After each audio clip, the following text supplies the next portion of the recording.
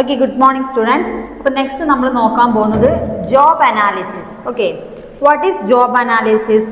Job analysis എന്ന് പറഞ്ഞാൽ is A process of determining which characteristics are necessary four satisfactory job performance and analysing the environment conditions in which the job is performed in retail. അതായത് job analysis എന്ന് പറഞ്ഞാൽ ഓരോ ജോബിനും ഏത് employee വേണം, അല്ലെങ്കിൽ ഏത് സ്റ്റാഫിനെയാണ് നമ്മൾ പെർഫോം ചെയ്യാൻ വേണ്ടിയിട്ട് ഏത് സ്റ്റാഫിനെയാണ് നമ്മൾ തീരുമാനിക്കുന്നത് എന്നുള്ളതിനെയാണ്, ആ ഒരു പ്രോസസ്സിനെയാണ് നമ്മൾ എന്ന് പറയുന്നത് ജോബ് അനാലിസിസ്. അതായത് നമ്മൾ എന്ത് ജോബാണോ അത് കറക്റ്റ് അനലൈസ് ചെയ്യാം, അതിലേക്ക് എന്തൊക്കെ ആവശ്യമുണ്ട് എന്നുള്ളത്, എത്ര സ്റ്റാഫ്, ഏത് സ്റ്റാഫാണ്, എത്ര സ്കിൽഡ് സ്റ്റാഫിനെയാണ് വേണ്ടത് എന്നൊക്കെ കറക്റ്റ് ഡിറ്റർമിൻ ചെയ്യുന്ന പ്രോസസ്സിനെയാണ് എന്ന് പറയുന്നത് ജോബ് അനാലിസിസ് എന്ന് പറയുന്നത്.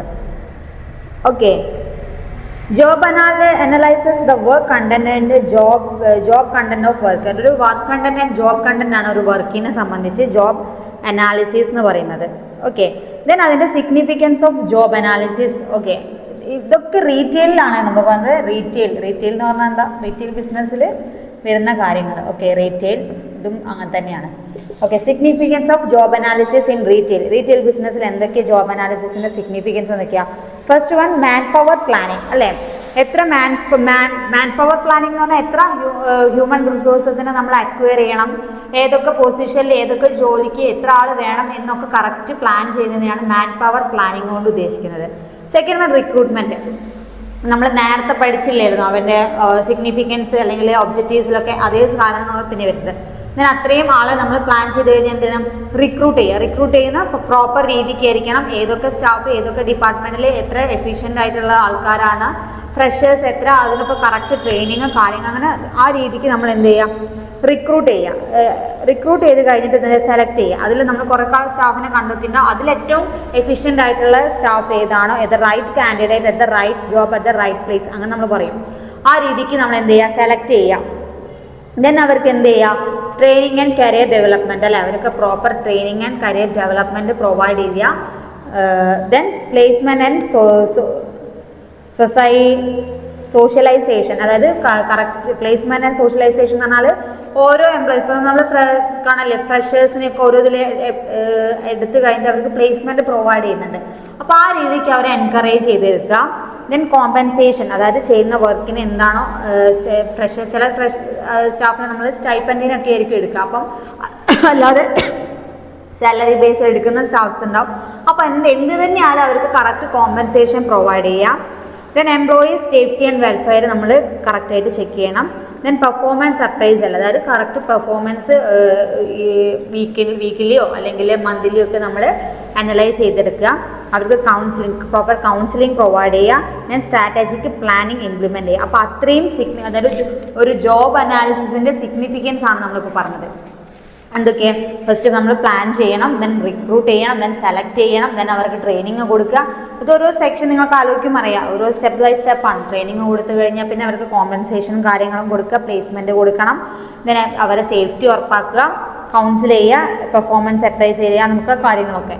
Then components of job analysis. എന്തൊക്കെ കോമ്പണൻസ് ഉണ്ടായിരിക്കണം?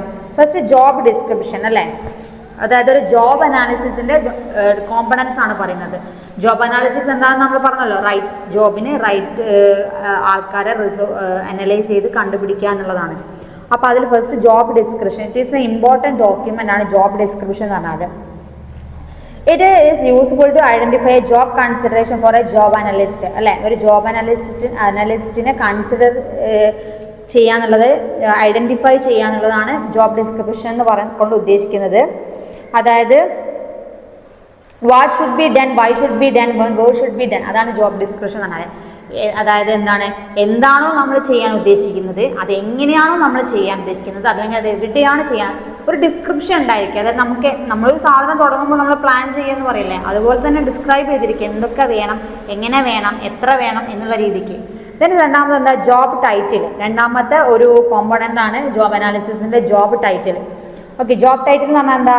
Title of the job and other identify information such as wages, salaries. അല്ലേ, ഒരു ജോബ് ടൈറ്റിൽ എന്ന് പറഞ്ഞാൽ ജോബ് ടൈറ്റിലിൽ പേരിടുക എന്നുള്ളതല്ല, അതായത് നമുക്ക് ഒരു ഇൻഫോർമേഷൻ ഉണ്ടായിരിക്കുക, ഒരു വേജസിന് എത്ര സ്റ്റാഫ് ഉണ്ടാകും, ആ സ്റ്റാഫിന് എത്ര വേജസ്, അല്ലെങ്കിൽ അവരുടെ സാലറി, അവർക്ക് അല്ലെങ്കിൽ വേറെ എന്താ ബെനിഫിറ്റ്സ് എന്നതിനെക്കുറിച്ചൊക്കെ ഒരു ടൈറ്റിലിങ്, അതായത് ഒരു അനലൈസ്, ഒരു ഇൻഫോർമേഷൻ ഉണ്ടായിരിക്കുക.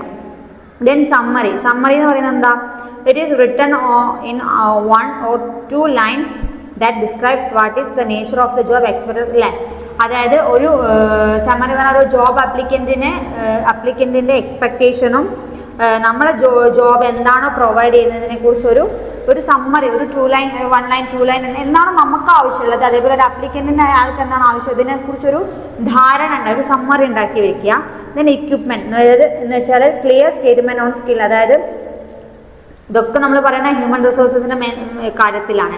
അപ്പോൾ എക്യുപ്മെൻറ്റ് എന്ന് പറഞ്ഞാൽ അതിൽ ഉദ്ദേശിക്കുന്നത് എന്താണ്, അവർ ഹ്യൂമൻ ബീങ്സിൻ്റെ അല്ലെങ്കിൽ ഹ്യൂമൻ റിസോഴ്സസിൻ്റെ സ്കിൽസ്, അവരെ ടാലൻറ്റ് കാര്യങ്ങളൊക്കെ നമ്മൾ മാക്സിമം എന്ത് ചെയ്യാം, നമുക്കൊരു ക്ലിയർ ആയിട്ടൊരു ഐഡിയ ഉണ്ടായിരിക്കണം, എന്തൊക്കെയാണ് നമ്മളെ ജോബിന് എന്താണ് ആവശ്യമുള്ളത്. ചിലരെ കഴിവ് എല്ലാ കാരണവും ചിലപ്പോൾ നമ്മളെ ജോലിക്ക് ആവശ്യം ഉണ്ടായിരിക്കില്ല, ചിലർക്ക് ചിലപ്പോൾ തിരിച്ചായിരിക്കാം. അപ്പം അവരൊരു ടാലൻറ്റിനെ കുറിച്ചോ അവരൊരു സ്കില്ലിനെ കുറിച്ചോ ഒരു ക്ലിയർ പിക്ചർ ഉണ്ടായിരിക്കുക. ദെൻ എൻവയോൺമെൻറ്റ് കൊണ്ട് ഉദ്ദേശിക്കുന്നത് എന്താണ്, അവരെ വർക്കിംഗ് ലൊക്കേഷൻ, അതായത് നമ്മളെ സ്റ്റാഫ്സിനെ റിക്രൂട്ട് ചെയ്യുമ്പോൾ അവരെ സേഫ്റ്റി ആൻഡ് ഹെൽത്ത്, അതായത് അവരെ അറ്റ്മോസ്ഫിയർ, അവരെ വർക്കിംഗ് കണ്ടീഷൻസ് ഒക്കെ ഓക്കെ ആണോ എന്നൊരു രീതിക്കുള്ളത് നോക്കുക. ദെൻ ആക്ടിവിറ്റീസ്, അതായത് അവരെ കറക്റ്റ് ഡ്യൂട്ടീസ് ആൻഡ് റെസ്പോൺസിബിലിറ്റീസ് അവർ കറക്റ്റ് രീതിക്ക് ചെയ്യുന്നുണ്ടോ എന്നുള്ള കാര്യം അനലൈസ് ചെയ്യുക, ചെക്ക് ചെയ്യുക എന്നുള്ള കാര്യം. അപ്പോൾ അത്രയും കോമ്പണൻസ് ആണ് ജോബ് അനാലിസിസിൽ വരുന്നത്. ഇത്രയും കോമ്പണൻസ് ഉണ്ടെങ്കിലാണ് ഒരു ജോബ് അനാലിസിസ് പ്രോപ്പർ ആണെന്ന് പറയാൻ പറ്റുള്ളൂ. ഓക്കെ, ദെൻ നമ്മൾ നോക്കാൻ പോകുന്നത് എന്താണ്, methods of job analysis. Okay, ഒരു ജോബ് അനാലിസിസ് നടക്കണമെങ്കിൽ എന്തൊക്കെ മെത്തേഡ്സ് ഉണ്ടായിരിക്കണം എന്നുള്ളതാണ്. ഓക്കെ, അതായത് മെയിനായിട്ട് 3 മെത്തേഡാണ് ഉണ്ടാവുക. Okay, methods of job analysis mainly 3 methods ആണുള്ളത്. ഓക്കെ, ഏതൊക്കെയാണ് ഈ 3 മെത്തേഡിൽ കൂടി പോയാൽ ഒരു ജോബ് അനാലിസിസ് കംപ്ലീറ്റ് ആവുന്നുള്ളൂ എന്ന് പറയാം. ഫസ്റ്റ് വൺ എന്താണ്, ഒബ്സർവേഷൻ മെത്തേഡ് തന്നെ നമുക്ക് 2 ടൈപ്പ് ഉണ്ട്, direct observation and critical incidence technique. രണ്ട് ടേംസിൽ വരുന്നുണ്ട്. First one observation method. What is observation method എന്ന് പറഞ്ഞാൽ എന്താണ്, observation of work activities and worker behavior is the method of job analysis which can be used independently or in combination with other method. അതായത് എന്താണ്,